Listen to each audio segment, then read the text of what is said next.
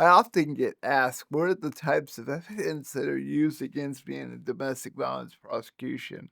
And frankly, the primary thing we look for is the injury to the alleged victim.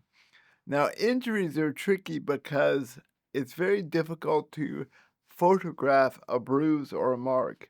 Our bodies actually change over time after an injury occurs, and when the police arrive right after a fight or a scuffle, whatever it might be, the marks have not fully developed, and so they're very, very difficult to prove.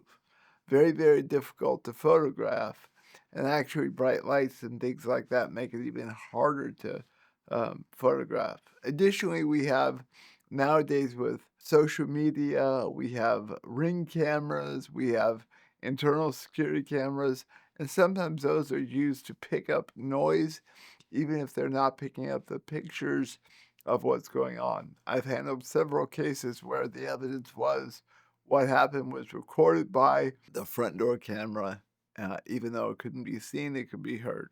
Additionally, we always have I've heard people say to me, hey, they've got nothing against me except the word of the alleged victim.